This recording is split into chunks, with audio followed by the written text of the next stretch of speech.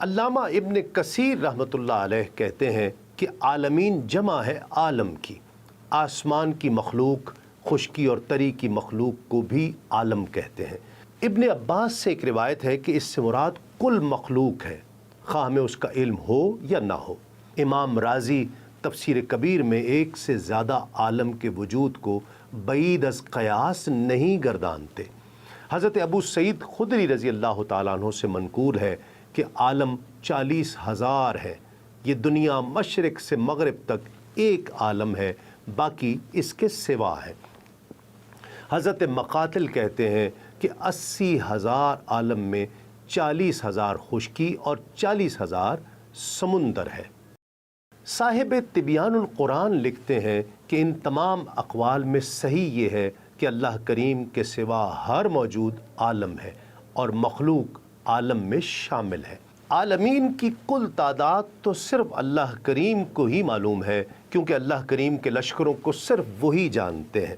قطع نظر اختلاف روایت وہی کریم ذات ہے جو تمام مجموعہ خلائق کو اپنی مہربانی اور فضل سے نہ صرف عدم سے وجود میں لانے بلکہ محض اپنی کریمی اور محبت سے ان کی تمام غرض و غایت کو درجہ بدرجہ آگے بڑھا کر اوج کمال تک پہنچانے کا بھی اعلان فرما رہے ہیں۔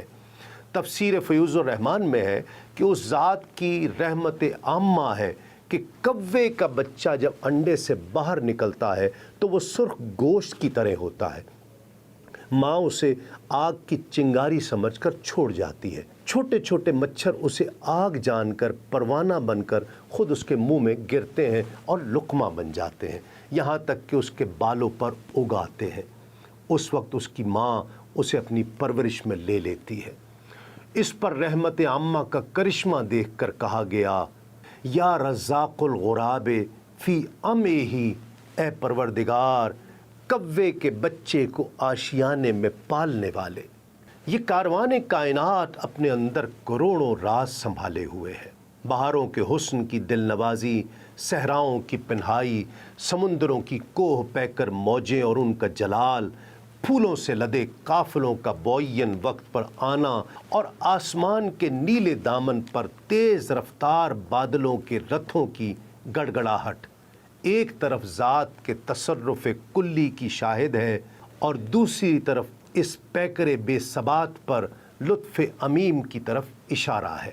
یہ کریم رب کی رحمت اور کرم کی ایک مثال ہے کہ اس نے انسان کے لیے ایسی زمین فرش پیدا کیا جو نہایت متوازن ہے، نہ پانی کی طرح نرم کہ قرار نہ ہو سکے اور نہ پتھر کی طرح سخت کہ انسان کو کام میں لانے کے لیے تکلیف سے گزرنا پڑے۔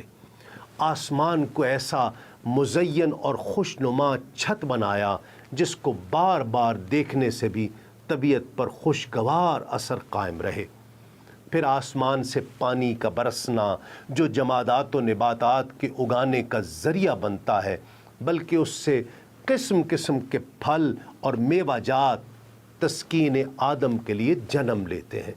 یہ کریم ذات کی انسان سے محبت پر بھی دلیل ہے کہ اس نے تخلیق آدم سے پہلے اس کی جسمانی، جمالیاتی اور معاشرتی آسودگی کے لیے چیزوں کو ان کی بہترین تخلیقی سطح پر پیدا کیا، جہاں اس کا بندہ نہ صرف ان سے استفادہ کر سکے بلکہ کم سے کم تکلیف اٹھائے۔ اصل میں تعریف کے قابل وہی خدا ہے جسے تم مانتے ہو، اور اسی نے تاریکیوں میں نور پیدا کیا ہے۔ بغیر ستون اور کسی کجی کے بغیر آسمان کو بنایا، سورج چاند رکھے، ہوا کے دوش پر بادلوں کو رکھا اور آسمان میں کشادہ راستے رکھے۔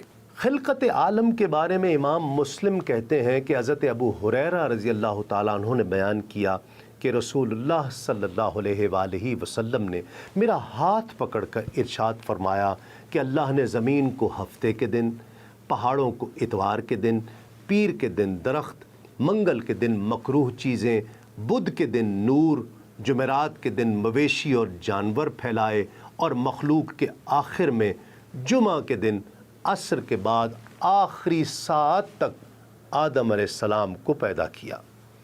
کریم ذات کی تخلیق کردہ زمین پر زندگی کے آغاز سے پہلے باہمی انحصار کے توازن، ہم آہنگی اور تعاون باہمی نے پوری کائنات میں قوانین فطرت کو جنم دیا اور پروان چڑھایا، جن کے تحت تمام کہکشائیں، ستارے، سیارے اور مختلف سیاروں پر زندگی گزارنے والی مخلوقات اپنا وجود برقرار رکھے ہوئے ہیں اور باہمی انحصار کے ساتھ مصروف عمل ہے۔ کائنات کی اس شکل و صورت کو قرآن مجید میں یوں بیان کیا گیا ہے: اور کیا کافر لوگوں نے نہیں دیکھا کہ تمام آسمانی کائنات اور زمین ایک اکائی کی شکل میں جڑے ہوئے تھے، پس ہم نے انہیں پھاڑ کر جدا کر دیا اور ہم نے ہر زندہ چیز کی نمود پانی سے کی، تو کیا وہ ان حقائق سے آگاہ ہو کر اب بھی ایمان نہیں لاتے؟